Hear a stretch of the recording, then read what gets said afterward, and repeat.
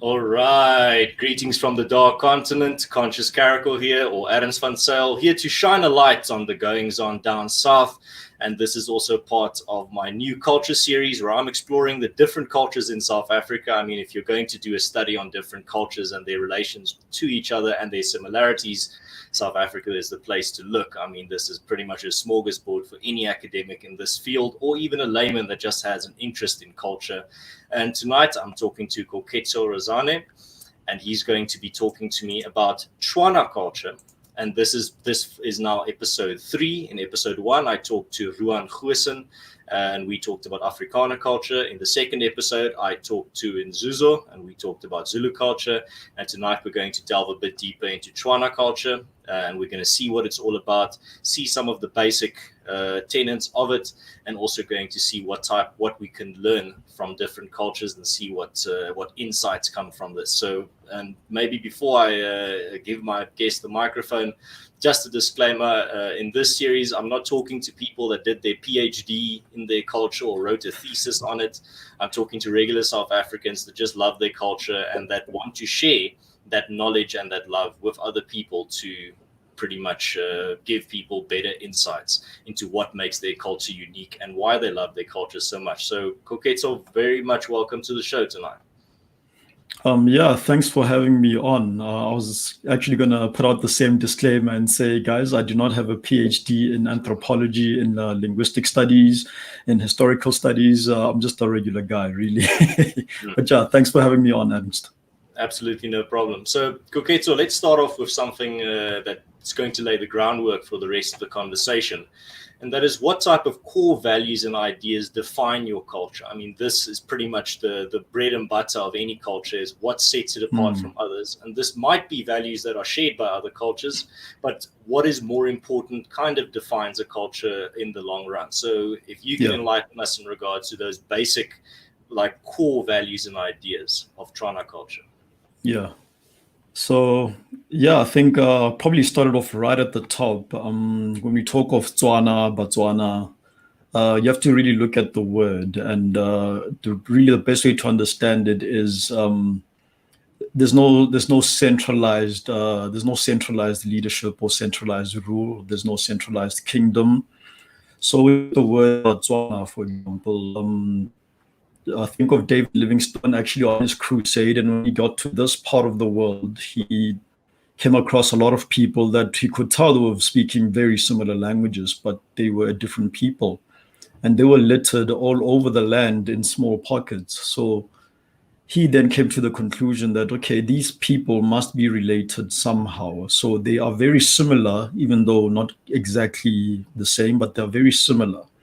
So he started fishing for the word of, how do you call a collective of similar people? And I believe he's the one who then came to the term of Ba-Tswana, as in we are similar, they are similar, Ba-Tswana. So in his pronunciation, that's how he probably came to pronounce it Batswana. So yeah, right off the top, that's what it really comes down to. When we say Tswana, it really means a collective of people who aren't exactly the same, but are very similar and don't have centralized rules. So that's the one thing that actually puts Batswana, I think, apart from many other tribes out there. Each of these small pockets or these smaller tribes would have individual autonomy over each other. They would live very nearby to each other, pretty much do much of the same things, but they would have slight differences inside of their dialect. So that really speaks into the values of Botswana, having that autonomy while being part of a small collective. Think of it as maybe pockets of families, but having a bigger goal to be aware not just of your neighbor, but even your neighbor's neighbor who's far away, who can somewhat understand you, but isn't exactly your tribe, if I can put it like that. So yeah, it really does come down to that. So I'd maybe say that's the first value. The second one is there's a very big focus on consensus. Consensus is a very big thing. There's even a word for this, basically the khotla or le khotla, which is, think of it really as it can be a communal gathering of some sort or even a tribal court. Everything is done ko khotleng. You have a dispute in the community, you go to the khotla. Something needs to be discussed, you go to the khotla. I believe even right now, the ANC actually uses the same term for whenever they have to meet somewhere out there to make key decisions, they call a cabinet le khotla. So that's really where it comes from. And yeah, it's the whole aim around having a khotla is to really build consensus. And the core, I'd say the core reasoning behind this being that no one individual holds too much power or makes collective decisions on behalf of everyone. There always needs to be consensus. Even if you really look down in traditional beliefs, there isn't a belief that there'd be a supreme being who is empowered by the gods or the ancestors. The collective will of the gods always comes down and is presented inside of a communal consensus. So there's a very big emphasis on that. And then comes what I'd say is basically virtue beliefs. That you need to be a virtuous person. You need to have respect for life. You need to show kindness, show compassion, respect not just your elders, but respect the person next to you. And this comes with a lot of responsibility as well. It goes back to that other saying of to whom much is given, much is expected. So with that understanding, within your virtue complex, you need to understand that when you are more capable at something than others, you need to actually exercise that for the benefit of all. So that's very big on the Botswana culture as well. And of course, it comes with things like self-actualization, where you as an individual need to contribute to society while keeping in mind that society might not be able to give as much as you do. And there's no problem with that. This is how you survive in small pockets dotted all over the land. So there's no excess of everything. Even things like being obese, for example, is seen as you being excessive, and that's actually looked down upon traditionally. So there's really a lot of that. And I'd say the last one, maybe if I can mention it, is how the Tswana people actually conduct marriage.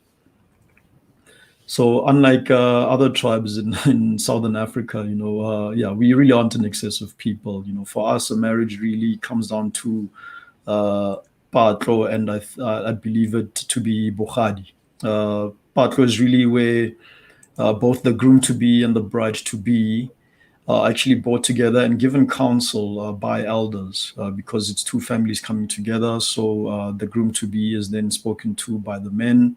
The bride to be similar is spoken to by the woman. Obviously, if you're going to be a bride, you need to be counseled by current wives. And if you're going to be a husband, likewise with married men. So yeah, that's really how we conduct our weddings. Anything beyond that is really optional. So throwing a party and slaughtering 10 cows, all of that is actually optional. Wedding for us is you have your patlo and then you have your bogadi, which other people know commonly as lobola. All right. So the Tswana culture also has a tradition of lobola that's shared with other cultures in South Africa. Yeah, it's definitely there. I think the outstanding thing with the Botswana is because we're not a people of excess, ours tends to be a bit on the cheaper side, if I can put it like that. So to anyone listening out there, if you don't want to spend too much on getting married, find yourself a Tswana woman. So maybe for our international listeners, could you just explain what the tradition of lobola entails? Yeah, pretty much think of it as a dowry of sorts. So if I want to get married, I need to, as part of my marriage rights, almost contribute to bringing two families together in some form. Normally, you can think of it as a dowry where I can offer up cows. In the modern days, it's looked at. In the modern day, nowadays, really, we don't use cows or cattle. We really do look at monetary value. And it's exactly that, in that in us exchanging, in my family exchanging dowry with my bride-to-be's family, that's how you bring the two families together. And the union is then celebrated. And of course, there's an expectation of children to come after the wedding. So yeah, how it is determined is that's another story entirely. Previously, again, going back to my previous example, where if you have a lot is expected of you. So if you are a very wealthy individual, it's expected that when you do give out a dowry, it should reflect your stature in your community as well. Whereas if you don't have much, then not much is actually expected of you. So it's not unheard of to have lobolo in Botswana culture, where it's maybe even 3 or 4 goats instead of 3 or 4 cattle. So yeah, that's really the difference. Where in some cultures it would actually be, I'd say it would be disrespectful for a man to then offer up something that isn't a cattle, that isn't cattle. Yeah, that's not the case with Botswana because your societal standing and your financial means are really looked into when you're actually discussing things like dowry. All right, and now that we've discussed the core tenets of your culture, I think something else that's very important when it comes to any culture's identity and also to its future is definitely its language. And I think that's something that's very unique, or not unique to South Africa, but something that stands out in South Africa, is that every culture is tied to a language, or almost every culture. And I don't think the Tswana are much different. So your language of Sichuan, how important is that to the culture's identity and to the culture's view of itself? Is it, as I said, an integral part? And could you elaborate on that? Yeah, it's very, I'd almost say it's paramount. So going back to my example, because the Botswana literally existed in small pockets dotted all over the land. And when I say all over the land, I'm really talking pretty much both sides of the African continent, of sub-Saharan Africa. I'm talking all the way from the Atlantic Ocean through to the other side, which is the Indian Ocean. You'll find various Botswana tribes dotted all over, and each tribe would over time develop its own language and its own customs. So how you would quickly identify someone is through their dialect. So, for example, when we talk of Botswana, we talk of the many different tribes. You're looking at I'll use a common one, the Bakwena. Bakwena literally translated into crocodile. They're one of the larger groups, but they're not the only ones. There's also the Bakatla. You'll find them around, think of the Sun City region where there's lots of platinum, of course. They're another quite a strong faction in there as well. There's also the Barolong, who you would find them west of the Northwest Province and then going down. There's also the Batlaping, who migrated to that region, and they're called Batlaping, which is translated as into fish, because they literally populated areas in and around the Orange River as it goes towards the Atlantic Ocean. So their diet then encompassed a lot of fish, and then they adopted the fish as their totem. So all of these little groups, as they spread out and actually began to populate different areas, they would develop their own unique dialect of the common language. And this is how Livingstone was actually, I'd say he was almost dumbfounded, thinking, how are these the same but not the same people? And so the commonality really came from the language. I'll use a common example. If you look at capital city of the Northwest Province, it's been renamed for quite a number of years now to Mahikeng, whereas it used to be Mafikeng before. Mafikeng is typically associated with pronunciation that my tribe would use. So Mafikeng would be pronounced by the Bafokeng. The Bakwena would also say Mafikeng, but then the actual Barolong and the Batlaping, they're the ones who actually pronounce it as Bahikeng. And it was renamed to that to recognize their right to the area, because they're the ones who populated the area for the longest. Then they lost it out to Zilikazi's forces. Then they came back and reconquered it as well. So they've done quite a lot actually to claim the area. So it was eventually renamed to their dialect of Setswana. Hence, we've gone from Mafikeng to Mahikeng. And that's really how I can really emphasize the importance of language, really. We might all on official documentation be classified as Botswana, but in the real sense, we actually many smaller tribes that have been living off the land in various pockets, usually following the rivers. So if you take the Kwena, for example, because Kwena is crocodile, their migration pattern is directly linked to the Crocodile River. So you can just imagine how far they went, all the way even through Gauteng, all the way to where the Crocodile River eventually meets with the Limpopo River, going all the way into the Indian Ocean as well. So as they doing this migration pattern, they're then encountering other tribes, and that's how you then end up with. I'll use the Kalanga now as an example, who they're predominantly found in eastern Botswana and also western Zimbabwe and the northern tip of South Africa. That's really their domain. But if you look at the Kalanga language, it's really a mixture of actual Setswana with its traditional language. It's got a little bit of Ndebele in there as well. It's got some influences too from the Shona language, And if you go to Botswana now, they're actually classified as Botswana, a different dialect, but they have even their own deeper language that I definitely do not understand. But then you classify them as Botswana as well, and they're quite populous too. I think they make up, by some estimates, 30% of the people in Botswana. So this isn't a small number of people either, and they're really brought together by their unique language and how they've actually assimilated the language with others around them. So yeah, language is absolutely very important, and it's how we've actually been able to keep track of each other, especially given that how the different tribes were named, typically after animals and rivers and so forth. We see these in our surnames as well, and that's why you've got some common surnames like Mokwena, which literally says Mokwena means you are a Kwena, meaning you are typically from the Bakwena tribe. And yeah, there's many other examples as well. Yeah, I could go on for days. Right. Friend of the show, Oren Mojau, is in the chat. He's part of the Kagabu tribe, or the vervet monkey. Yeah. What's your totem animal of your tribe?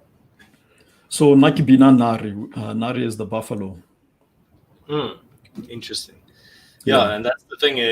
There's a little bit of a resemblance to European surnames as well, where instead of animals, their surnames are based on their guilds or the what they did as a family. So you got Smith and Baker, and all the Afrikaner culture as well. You get all these career-based surnames. So I think there's a common logic there that it's almost like.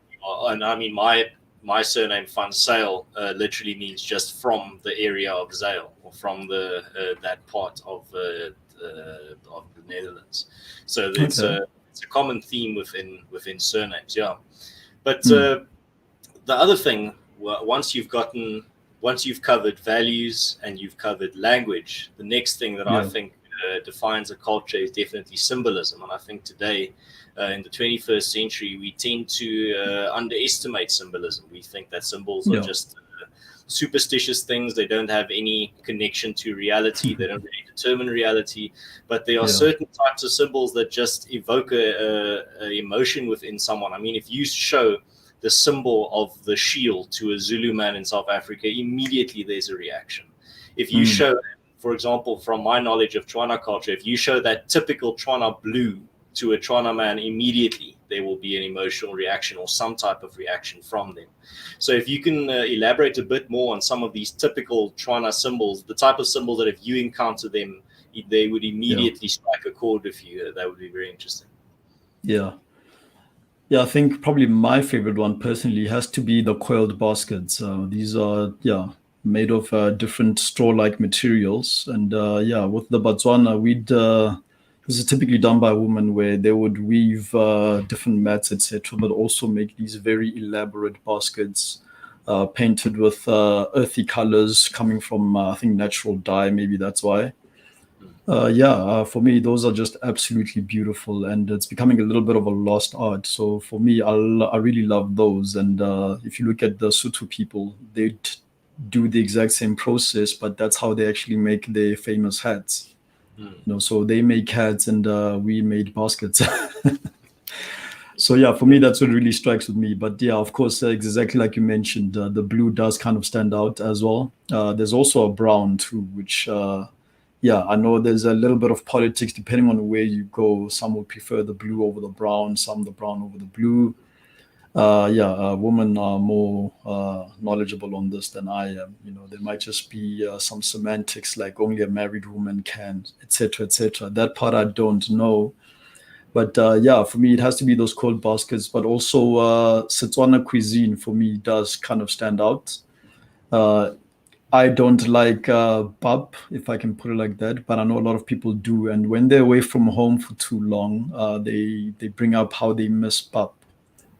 So for me, it's the Setswana cuisine, typically mabele a ting, which is what, to me, it's a little bit derogatory, but many people call porridge. So yeah, it's the fermented sorghum dish. Mabele ting. That's for me. It really does hit home. Of course, depending on the hands that have prepared it, that really impacts the taste. So yeah, that's really our cuisine as well. Just having that with heavily vegetable-based diet too. Going back into what I said, that we're not really a people of excess. This also means a lot of the time, even meat is sometimes even optional. You can have your ting with your assortment of vegetables or even beans. Or let me when I say vegetables, I'm referring specifically to something like morogo, which can be a mixture of beetroot leaves or even just cabbage and lettuce and other such plants, crushed nicely and prepared into a nice sishabo there. So yeah, throw in a little bit of tomato and you've got a tasty dish. And on occasion, you can throw in some meat as well. Obviously, you go to places like Botswana where beef is abundant. You can have that with some beef as well. But yeah, for me, it's really the cuisine that sticks out. And I would definitely, if I was to leave home for too long, I would start missing it, both as a porridge in the morning and as a evening meal in the evening. Koketso, you have a question here from Marubane in the chat. He asks, "Oareng Mona or Fashash?" Hey, Kimunate. Yeah, he's asking if I'm okay and if I'm thumbs up. So yeah, I can confirm. I know Kimunate. But I mean, the Tswana greeting of Dumela has almost become a South African lingo. I mean, you can go to anywhere in South Africa and it's almost common knowledge that is almost it's part of the South African dialect, just as a lot of Afrikaans words have seeped into all types of languages in South Africa. For example, no doubt. Fuchek. I mean, you understand exactly what it means. But that's what I find interesting is about South Africa is that you have this cultural overlap where certain culture, or when we were talking about language, certain words seep into other languages and they kind of stay there. But which other South African cultures or which other languages in South Africa can you fairly understand? If you are lost in a city, you are desperate to just get to the hospital. What type of languages would you be able to fairly understand? Okay, closest would be Sesotho. Closer to be Sesotho. I can, again, I don't speak it, but I would fairly understand it. And I'm almost skeptical to say Sepedi because, again, Sepedi also has so many different dialects that, you can get very lost very quickly. So if I use my girlfriend as an example, she speaks a dialect of Sepedi called Sipulane. She's from Bushbuck Ridge, where there's a mountain there, and on one side of the mountain they speak Sipulani, and on the other side of the mountain they speak Silobedu. So, in the real sense, they're classified as Bapedi, but there's a big difference between speaking to someone from Bushbuck Ridge and speaking to someone from Polokwane. So when I say Sepedi, I'll understand someone from Polokwane, but once I go to Bushbuck Ridge, it becomes very difficult for me to understand what they're saying at all. So yeah, I'm very skeptical to say Sepedi, but I'll say Sepedi if it's from, if it's close to the N1, if I can put it like that. Once you take it to Mpumalanga and so forth, I'm not in my comfort zone. So that's probably the two for me, along with many of the other dialects of Setswana that I'd mentioned. So, for example, like Sirolong, people typically from the western part of the Northwest Province and the northern part of the Northern Cape. I'll understand them. I won't speak back to them in their language, but I'll fairly understand them quite well, and they'll understand me too. That's the other thing. I see Odin says he's in a meeting, but he's checking in for Botswana unity. And he also says Bakhatla Kahabu. Yeah, his tribe, the Bakhatla, they I mentioned them before. Yeah, their totem is the monkey, Khabu.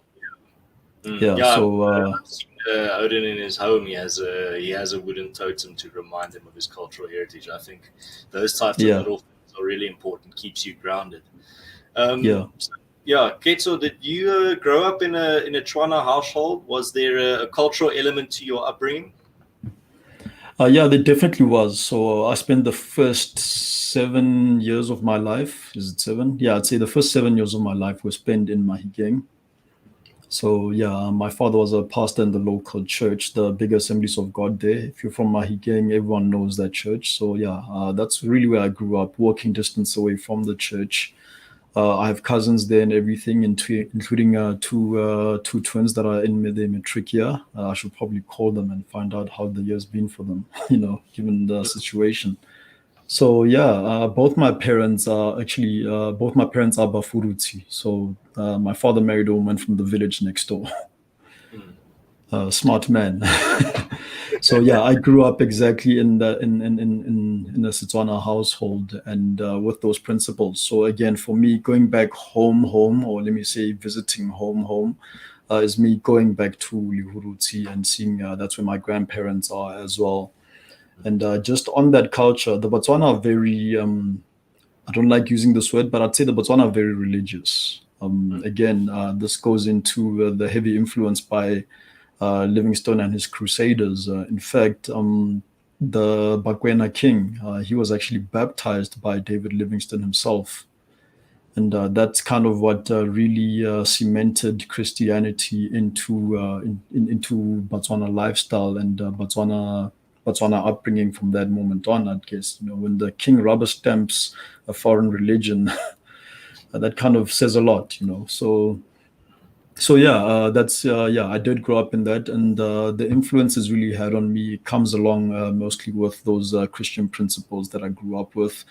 But I'd also say the other thing that Botswana are typically known for is a big emphasis on education as well. A very big emphasis on education, to the point where even if you go to Mahikeng, it's now a campus of the University of Northwest. But they even went out and built their own university back when it was a Bantustan. So it's always been a thing to actually finish school, empower yourself, and also the greatest honor in Botswana is to actually become a teacher. So that's how the best way to give back to the community was always to be a teacher. So yeah, it wasn't really it wasn't taboo to be a teacher if you were Motswana. It was actually quite an honor, and yeah, that's how many of Botswana ended up going into the teaching profession. Along with all its other ancillaries, once you become a good teacher, people automatically assume you can go into fields like law, etc. And maybe that's how you end up with Chief Justice Mogoeng being a Motswana man as well. So the emphasis on education has really always been there. It's still there even up until this day, even though it's eroding slightly. But I'd say the emphasis is still there, and that's really what I grew up with. I'm from a family of academics. Unfortunately, I'm the black sheep. But yeah, the emphasis has really always been there. So between me, my two sisters, and both my parents, everyone is degreed up. We're just missing that photo with everyone in their graduation gown on a wall somewhere. But I'm pretty sure my mother has plans for that. All right. And then also, now that you mention it, the strong link between Christianity and Tswana culture. Do you think Tswana culture, there was something about the culture that made it very compatible with the values of Christianity? Why do you think that synthesis became so strong from a cultural perspective? Yeah, this would probably require smarter people than I, but yeah, I believe it's just in how the Setswana setup has always been traditionally. Even Botswana cities. The strong emphasis on virtues or virtuous behavior. Yeah. Because of that virtuous behavior, it's not really difficult if someone comes speaking a very similar message, to actually identify with that. But also because everything was so nucleated, if I can put it like that, I think it became a lot easier to actually come in as someone who's actually foreign and actually spread a message, if I can put it like that. But yeah, I'd say also going back to having one of the first kings baptized by David Livingstone, that probably went a long way as well into affirming the Christianity belief. So yeah, I mean, how a lot of people will actually classify themselves as Christian. and not necessarily live up to it. I think with the Botswana, more people live up to what they claim in terms of their Christianity than some of the other cultures we have in Southern Africa. And this I'm not just limiting this to maybe Anglican or Catholic, but yeah, Lutherans also had quite a strong presence in this part of the world as well, and so did even the Dutch Reformed Church. So yeah, till today, you'll still find some of those older churches in smaller towns still standing, still ringing the church bell every hour. Some of those traditions have really been upheld, whereas in other parts of the country, not so much. Mm. Well, that's a very beautiful fact to hear. I mean, that's something that's very rare today. We still have that almost that purity of the more the humility that comes with countryside life. I mean, that symbol of the church bell Yeah. very rings true very much. I see I have a question here from my former guest Nzuzo. He asks, "What does Koketso think about Ian Khama?" Okay. I get the feeling that might just be a loaded question, but yeah, I think he's done well, particularly for his tribe. So yeah, I think he's from the Bangwato tribe, if I'm not mistaken. So not my tribe per se, but if I'm not mistaken, he's actually royalty. Mm-hmm. Yeah, it's Yeah, related to his. I can't remember if it was his grandfather or his father that was the first president of Botswana yeah, after independence, Ian Khama the second. But yeah, yeah. I'm going to have to brush But up on that. even from a lineage perspective, I believe he's actually royalty if you trace back the chieftaincy as well.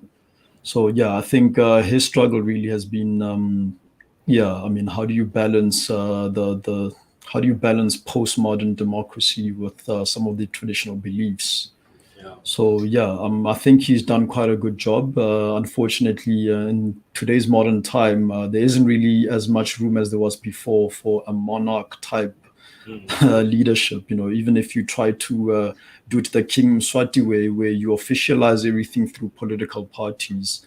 Yeah, yeah, I think he's done well. Really, I think he's done well, and yeah, and we just at a precipice in time where we need to now maybe draw the line a little bit thicker between traditional leadership and state leadership. And I think the Botswana people in Botswana understand that. But as for him, I've got nothing against him.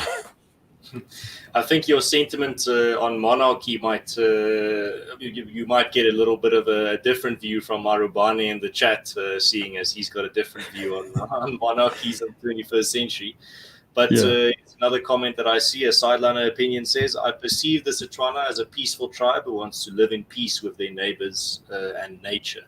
So maybe before you respond to that, that actually leads me into the next question that I wanted to ask, and that is, what when you were growing up and you were learning about the different cultures of South Africa that you share a country with, did your culture give you any type of insights into your relation to the other cultures? I mean, there's definitely a shared history between the Zulus and the Tswana, not always a peaceful yeah. history. But the public school system failed abysmally in a lot of these matters in educating people about that type of history and the relations between the different cultures. But did your culture Yeah. specifically give you any type of guidance into finding your, almost like orientating yourself in this very diverse country? I'm gonna say that's probably a big no. So, like I mentioned, I grew up in Mahikeng, and when we moved to Johannesburg as a family, again, work related from my father's side. Yeah, when we moved here, I'd come from Mahikeng, where yeah, I just finished grade 2, so I didn't even get to learn Setswana as a language in school because you only got to that you only received Setswana as a school subject from third grade onwards. So I just missed out on that. But the only exposure I had was obviously Setswana around me, particularly Setswana that I speak, the Setswana from a couple of other dialects from people around. And there was also quite a sizable Xhosa population in Mahikeng as well. How they got there is probably a question for another day. But yeah, there's quite a sizable population of Xhosa there. And of course, quite a strong Afrikaans influence as well. So that's really all I knew. Everything else, you saw it on TV, and because you didn't understand, you just changed the channel as a kid. So we moved to Johannesburg, where I'm bombarded with an influx of isiZulu, which I'd, never heard before, never even had to listen to before, even in the church. And I'm not very good with linguistics either. So I never really learned isiZulu living in Johannesburg. I got to a point where I can hear most of it, but even till today, I don't necessarily speak it. So, the sense I always had, which just speaks to my stubbornness more than anything, is, I wanted to almost prove a point that, me not being able to understand you doesn't make me less intelligent than you. Mm. So yeah, that was me as a kid. Bit of backstory on my end. I learned English by reading Reader's Digest. My father had a subscription to. I remember it came in a pack, sealed in a plastic. It was Time magazine with Reader's Digest magazine in one pack. And yeah, as soon as I learned how to read, I just picked that up and started reading Reader's Digest, and that's how I learned English. Yeah, So so you're while probably pronouncing a bit of quite a few words funny if you're learning it from reading and not from listening. Yeah, absolutely. And it worked out for me because I learned pretty quickly. But the energy I could have spent learning other languages was the energy I spent learning English.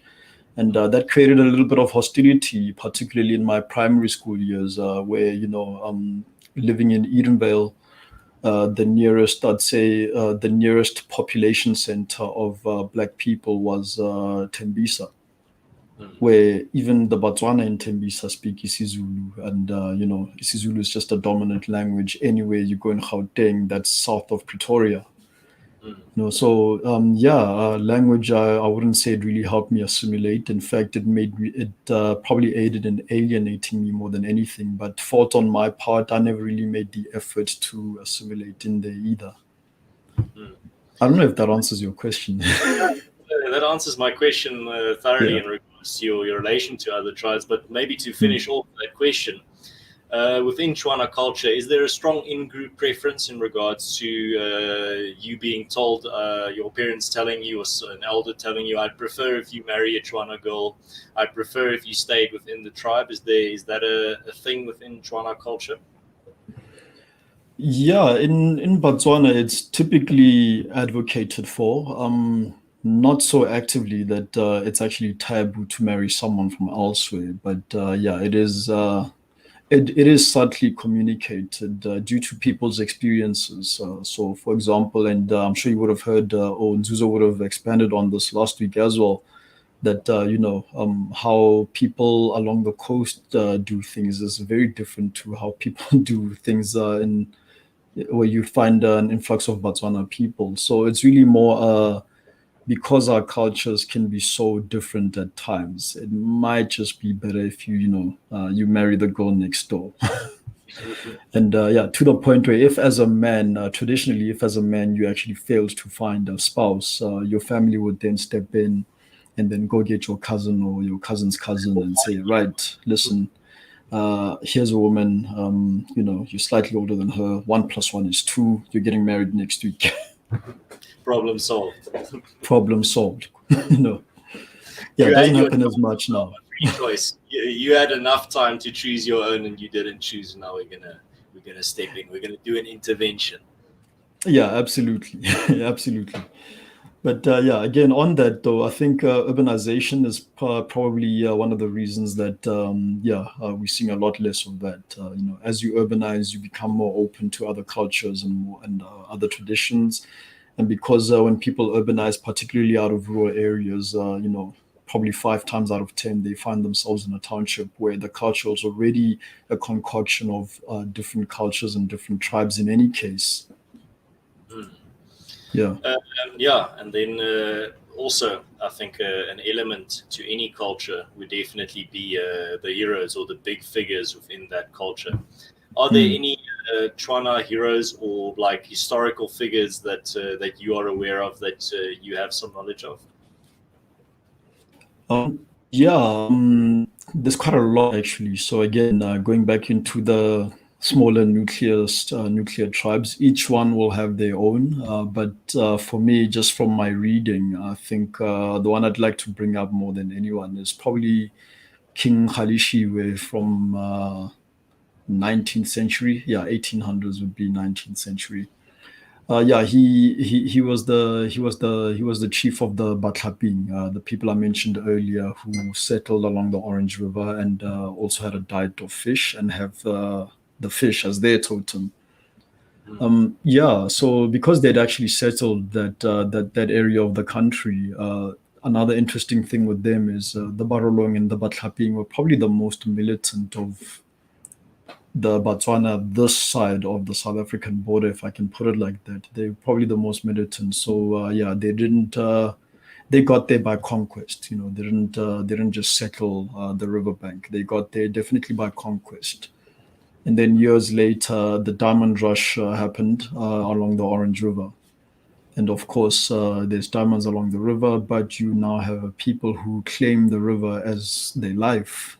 So they actually, King Khalishiwe actually fought off the diamond rushes and was successful in some respects, but ultimately he failed because what will you do against imperial weaponry? Of course. Ultimately, he failed and he was sent to Robben Island, where he eventually died. So yeah, he definitely has to be a hero for actually standing up to overwhelming force, if I can put it like that. And his history only really got codified much later on. So a lot of it we can assume has been lost. But yeah, he's definitely a hero. Moving on to maybe let's say the 20th century. Yeah, this wouldn't be complete if I didn't bring up Saul Blakey.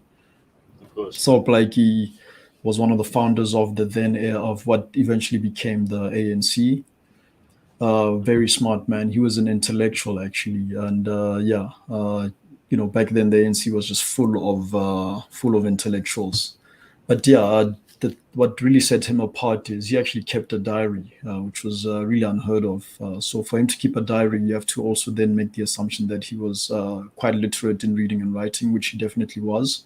Spoke many languages, worked as a court interpreter, and also translated Shakespeare's works into Setswana as well. So this ties into the education aspect I brought up before, where literature was became part of the culture of Botswana even from a young age. So yeah, he really helped spearhead that. And yeah, if I have to move it even to modern day, yeah, yeah, Odin would definitely kill me if I didn't bring up Manyane Mangope. Mm. Yeah, Mangope, for those who don't know, he was the leader of the Buputa Tswana Bantustan. I think from its inception in the 70s all the way until he was actually overthrown in 1994. He was overthrown for refusing to integrate into the then South Africa. So yeah, he refused to integrate. He wanted to keep the Botswana separate from the state of South Africa so as to preserve the culture and the language. That's the official line. The unofficial, official truth is that he really didn't want to be part of ANC rule, if I can put it that way. He saw ANC not as friends but as enemies. But eventually he was overthrown, and that's how the Northwest Province in its entirety became assimilated into the Republic of South Africa. And then shout out also to, I'm trying to remember his name, Dr. Justice Lukhodi. Yeah, he was conferred with a PhD last year by the University of South Africa. He wrote his entire thesis in Setswana, which was the first of its kind. I don't know about Botswana, but definitely the first of its kind in South Africa, having a PhD thesis in Setswana. No, Yeah, that's an incredible story. I yeah. see Aaron's Roots is also listening. He says, I'm enjoying the conversation, very intriguing. And he also says, I mean, here's something where you can relate. Aaron's Roots says, I Yeah, also grew up with my grandfather's reading digest collection. It was great reading material. yeah. Especially the laughter was the best medicine section. Yeah, it taught Then me satire before I knew what satire was. Marubane also has a comment there on when you mentioned Plaiki. He says Plaiki was also the first to codify Setswana. He was a pretty serious linguist. Yeah, he was. He actually codified a lot of literature into Setswana, and yeah, spearheaded really a whole new revolution, if I can put it that way, into getting young people to actually start reading. And yeah, I could go on and on and on, but yeah, he was a great man. Hmm. No, Mm. well, that's the thing is that every culture needs those types of heroic figures. They need people that they can almost to anchor them, to get inspiration from. I mean, any culture Mm. that does not have those historical figures that they can get inspiration from is pretty much Yeah, lost. You know, especially for a young man, you need heroic figures, whether they be alive or dead. You yeah, need people yeah. that you try to emulate, and I think a culture with a rich history already gives you that type of collection of heroes. I think it's a very useful thing for that comes out of culture. Is definitely that almost the canon of Mm. the heroes, the saints of that culture, if you can call it that. Um, Yeah. there was also when you mentioned that PhD, I'd like to also know you just have you elaborate on that. Do you think that's the future of South African languages, that people need to be encouraged to, for example, do that incredible feat of, for example, writing Mm. PhDs or theses in languages that, for example, have not gotten the same type of academic development that a language like Afrikaans had? I mean, Afrikaans' academic development only happened in the previous century. I think it's one of only three languages that achieved it to Mm. become a higher level academic language within that century. Yeah. I don't remember who said it. I think it's uh, one of these big linguists that said it's actually one of the great miracles of linguistics of the 20th century was Afrikaans lifting itself up to that level. So, Mm. what are your thoughts on those types of endeavors and those types of people that really it's not in their best interest on an individual level to do it, but they persevere and they get this? And I mean, you named that person as one of the heroes in your culture. Yeah. Could you elaborate on that? Yeah. Yeah. Yeah. I think pretty much the one of the challenges we face, just as a people, I'm now talking Botswana, Bapedi, Basotho. One of the challenges we face really is how do you progress if you don't have a solid base to begin from? And throughout time, this base has always been through, I'd say, storytelling.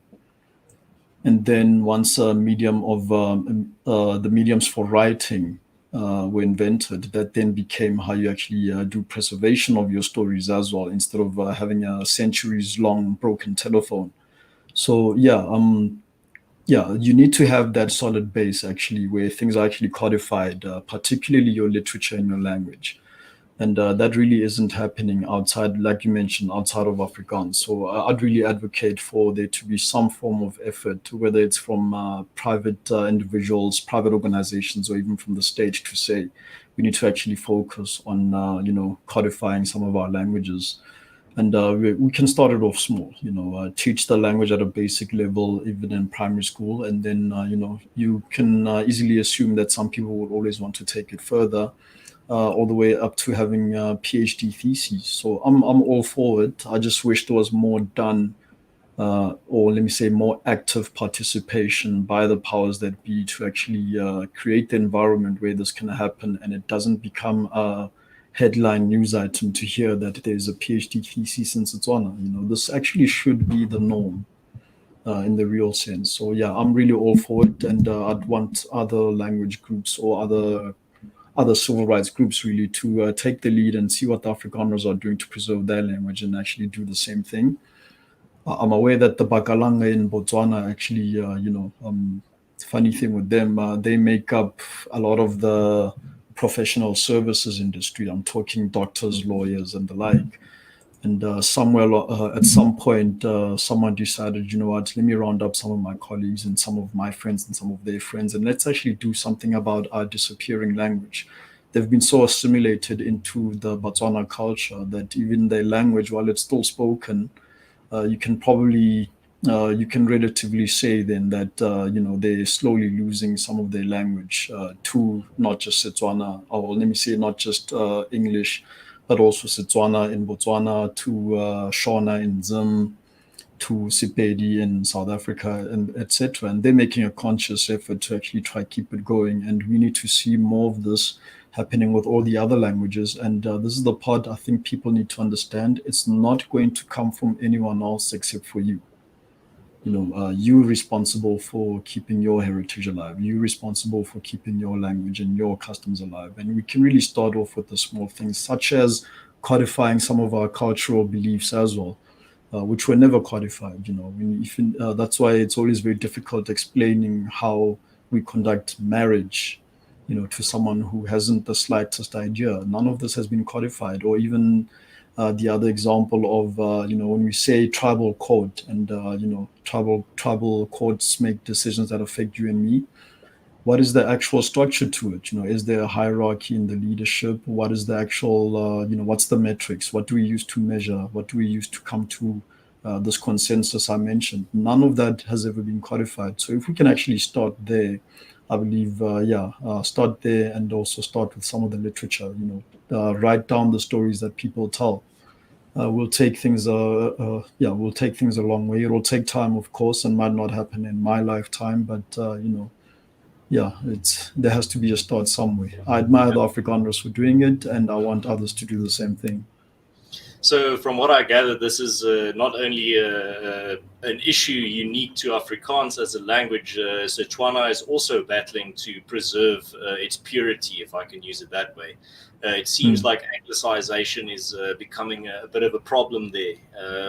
Am I correct? Yeah, with Setswana, it hasn't been hardest hit, if I can put it like that, due to how strong and stern the Bantustan of Bophuthatswana was. So the strength and sturdiness was actually found, part of the foundation from it was in the state media of the Bophuthatswana government. People reminisce of Bob TV, for example, and then you also look at Radio Bob, so again, just TV and radio, and even post 1994, having a radio station like Motswedi FM, which still has quite a large following, maintaining the Setswana language in all the radio shows, etc. Things like that really kept it going better than some of the other languages. It has stood the test of time, far better than the others. But again, we don't see much being done at the academic level to really produce Setswana intellectual property, if I can put it like that. Language, I think, is one of the big areas of concern for many cultures in South Africa. I mean, we discussed earlier the importance of language and what it does for a cultural identity. But you, as a young Tswana man in South Africa, are there other key challenges, cultural challenges specifically, that young Tswanas or your culture are facing in the 21st century? Definitely has to be urbanization and how it actually affects African languages at large, if I can put it like that. I said earlier, when people urbanize, they more times than not often end up in a township environment, where once you're in there, you are now exposed to an influx of slang, and then you get married and raise your children around that influx of slang. So, your children grow up not knowing actually their culture. And over time, their homeland or their home away from home starts becoming a myth eventually. So I think that's probably the biggest challenge right now to the language. And also the self-actualization aspect I mentioned earlier. Botswana used to have a very big emphasis on self-reliance. This was something that was actively advocated for, even by the Bophuthatswana government, to the point where it was an official, unofficial law that when you build a house or a dwelling, you did not use corrugated iron. It was outlawed. Was this in the Bantustan? Yeah, in the Bophuthatswana Bantustan. So people would drive through Bophuthatswana not seeing shacks because it was actually outlawed. All of that has changed now. Like everywhere else in the country, the poorest of the poor build using corrugated iron, and they put up structures made of shacks. Whereas back in the day, you didn't have that. So really urbanization for me is probably the biggest thing, because that's what introduces all of the other parallel problems, including the loss of the language, the loss of the culture, assimilating to an urban environment where your culture isn't so important. The hustle and the bustle actually takes precedence. And yeah, that's really what's killing not just Setswana, I think all of our indigenous languages as well. No, of course. I think it's a problem that has come up in all my other episodes that I've done as well. When I talk to Ruan about Mm. Afrikaner culture, and when I talk to Nzuzo about Zulu culture as well, urbanization was always the key issue. I think Mm. that's it's a heavy burden on a culture. I mean, we're talking about cultures, whether it be the Zulus, the Afrikaners, or the Tswana. It's cultures that evolved and were created within countryside environments Mm. with close-knit communities, not Yeah, within a city environment where there's 500,000 or a million people living in unprecedented population density and yeah, yeah, diversity that we haven't seen in human history. It might even be, or not might even, I'm pretty sure it is one of the key issues and challenges for smaller cultures across the world. yeah, This almost type of homogenization. We create a Creole language and a culture that's just an adaptation of all the different cultures around it, and then it kind of loses mm. its identity. You lose that what made your culture unique in the first place. True, true. I mean, if you take all the colors of the rainbow and you just mix them together, you just get a gray mass. You don't get anything. You Yeah, lose the beauty of you the lose the rainbow. beauty. Yeah, yeah, The beauty is the fact that that is true diversity, where you can keep your uniqueness, you can preserve what makes you unique. And I mean, that's what makes you love your culture, is the fact that you get something from that that you can't get anywhere else. I mean, if you and me, both individuals that love our culture, and get utility from it and get meaning from it, if we didn't get anything from it, we wouldn't even have a second thought about calling yeah, ourselves Afrikaner and a Tswana. You wouldn't ever talk about it. You wouldn't even, it wouldn't even factor into your daily life. But I can clearly yeah, see from interacting with you on Twitter and seeing your tweets, and also from our conversation tonight, that it does play still in the 21st century, does still play a very strong role in your life at least. But I'm sure in from my interaction with other Tswanas in South Africa in their lives as well. So maybe to conclude that type of theme, rather than focusing on Tswana culture itself, but rather mm. moving to the idea of culture, why, from your perspective, has culture in your life been important? How has it enriched your life? How has it given you something that you couldn't get anywhere else? Yeah. Okay. So yeah, I think first and foremost is I only realized this again as I got a little bit older, and spent the rest of, well, let me say, spent my youth years in Johannesburg. Is a lot of people don't have a homeland to go back to, if I can put it like that. They don't. For them, going home means going to the nearest township or something similar. Whereas for me, home from home was always where my grandparents were from, where my parents will go back when they retire. They see themselves as migrant laborers in Johannesburg, and they will go back home where there's a completely different sort of lifestyle. You're not waking up. Yeah, you're not waking up.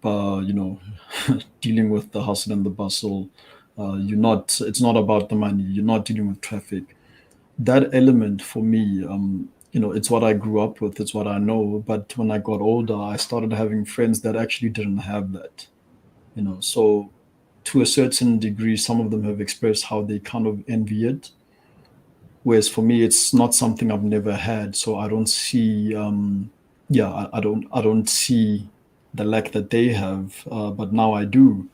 So for me, I'd say, yeah, definitely enriches my life, because when you have something to go back home to, you also interact with a completely different set of people as well. You interact with someone who speaks your language at a deeper level than you do, because the people you speak with outside your household don't understand you if you use certain words, if I can put it like that. Whereas if you go back home, you can actually start brushing up a bit and start talking as you would had you grown up there. So it's the small things like that that actually adds a little bit of flavor to me, I believe, and to everyone who has that. It's just the unfortunate part is not everyone will have that. So it puts me, I'd say, at a point of privilege to say I can actually, call myself Motswana and not necessarily say, oh no, you can assume I'm Motswana because of my name or my surname.